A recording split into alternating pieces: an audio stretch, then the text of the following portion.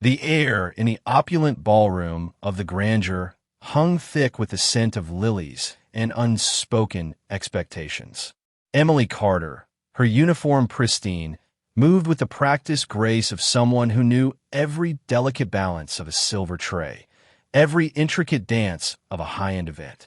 Tonight was Chloe Sterling's wedding, a spectacle of New York high society. But the beauty of the evening was about to shatter for Emily. A misplaced vase, a fleeting moment of distraction, and a small spill on a guest's dress turned the celebratory hum into a chilling silence. "You clumsy fool," Chloe's mother shrieked, her voice cutting through the air like glass. "Look what your incompetence has done." Then Chloe, resplendent in white, stepped forward, her eyes narrowing. "You lowly servant," she hissed, the words laced with pure contempt. "Get down on your knees and apologize." Emily stood frozen, the heat of shame rising to her cheeks. Her heart pounded a frantic rhythm against her ribs. Every instinct screamed to obey, to diffuse the situation, to simply disappear. But something else, deeper, more primal, stirred within her. A quiet voice, barely a whisper, echoing years of silent endurance. What would you do if you found yourself in Emily's shoes, facing such a public humiliation? Would you crumble, or would you rise? This wasn't just about a spill. It was about dignity, about the quiet battle for self-worth. But Emily's story doesn't end there. It's a testament to the power of a single moment of defiance, a ripple effect that transformed not just her life, but the lives of many others. Join us as we uncover Emily's inspiring journey. The ballroom held its breath. Every gaze was fixed on Emily, waiting for her to bend, to break, to beg. The pressure was immense, a physical weight pushing down on her shoulders. Chloe's mother stood with arms crossed, a sneer plastered on her face. Chloe herself, usually composed, seemed to relish in Emily's discomfort, a cruel glint in her eyes. The humiliation was searing, but as Emily looked into the cold, entitled faces staring back at her, a different emotion ignited. It was a spark of defiance, a refusal to let them extinguish the small flame of her self-respect. "I will not," Emily said, her voice trembling slightly but clear. "I will apologize for the accident, but I will not kneel." The words hung in the air, a shocking declaration. A collective gasp rippled through the guests. Chloe's face contorted in disbelief, then fury. "How dare you?" she shrieked, taking a step forward as if to strike. "You are nothing but a hired hand. You will do as you are told." Emily stood her ground, her gaze unwavering. Her heart was still racing, but a strange calm had settled over her. This wasn't about winning an argument. It was about honoring herself.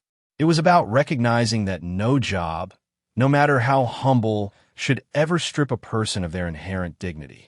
This kind of public shaming, the demand for utter subservience, felt like a scene from a bygone era, a stark reminder that even in modern society, power dynamics can sometimes turn ugly.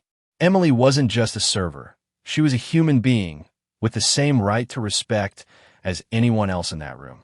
The refusal to kneel wasn't just an act of defiance. It was a reclaiming of her own humanity. It was a quiet rebellion against an unspoken expectation that some lives are worth less than others. The tension was palpable, a silent standoff between entitlement and dignity. What do you think Emily would do next? The consequences of her refusal felt immense, hanging precariously in the hushed ballroom.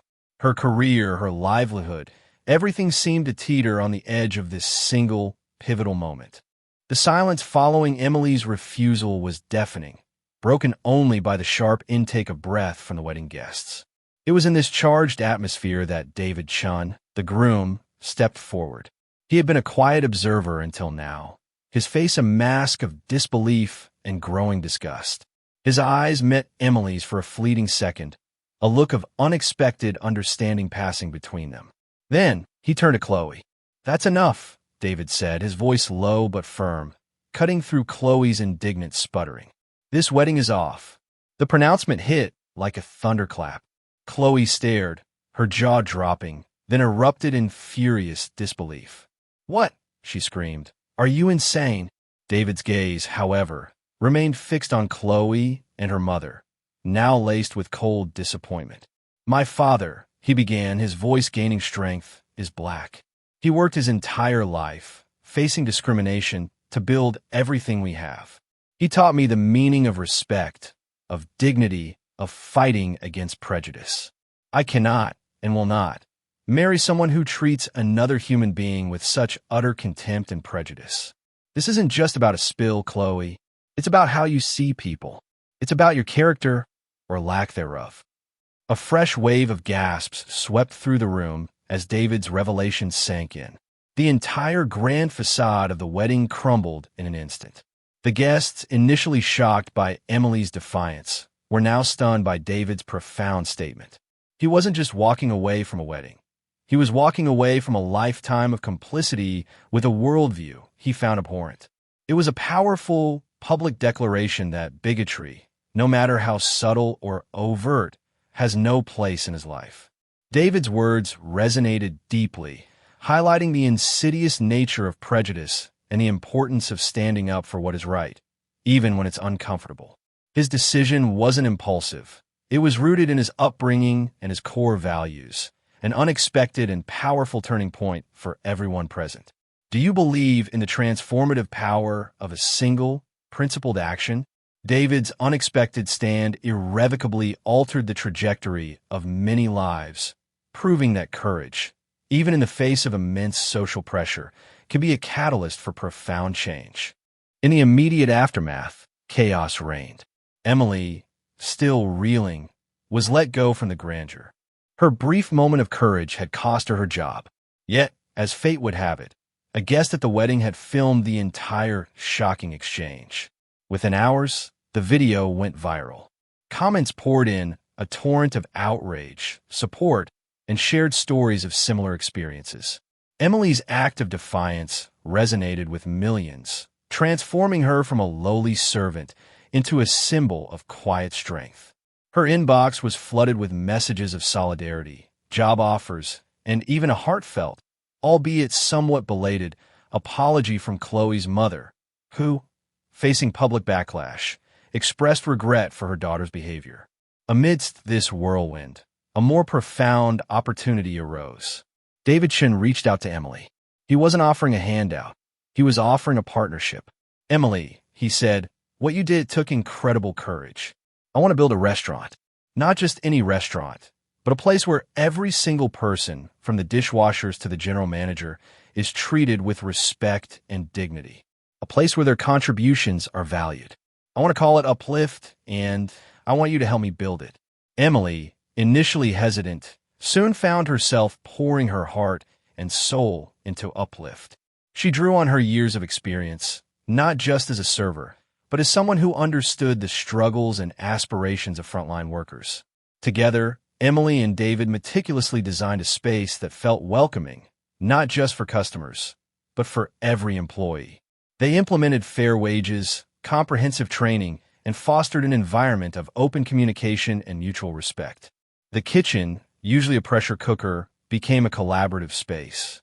The dining room, bustling with happy customers, was a testament to their shared vision. Of course, their success wasn't without its detractors. Chloe, furious at David and obsessed with Emily's newfound recognition, launched smear campaigns online, spreading baseless rumors and trying to undermine Uplift. But Emily, now fortified by her experiences, met these attacks with grace and unwavering resolve.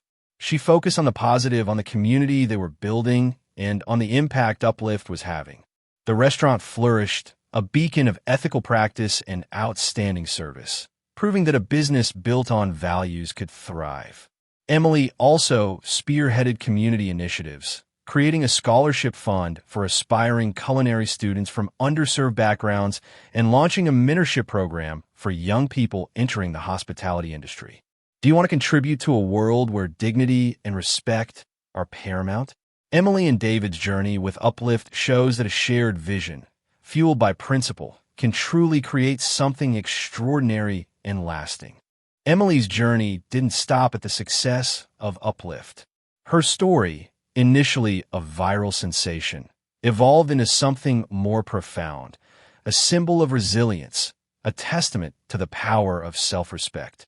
The New York Times ran a feature article, chronicling her journey from the humiliated server to the visionary restaurateur, highlighting uplift as a model for ethical business practices.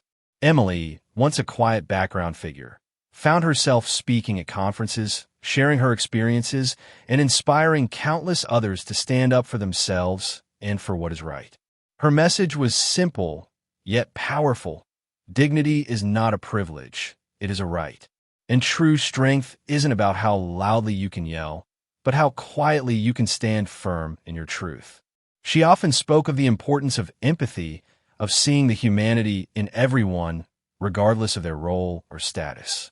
The initial shame she felt that night at the grandeur had transformed into a wellspring of strength, allowing her to advocate for a more just and compassionate world.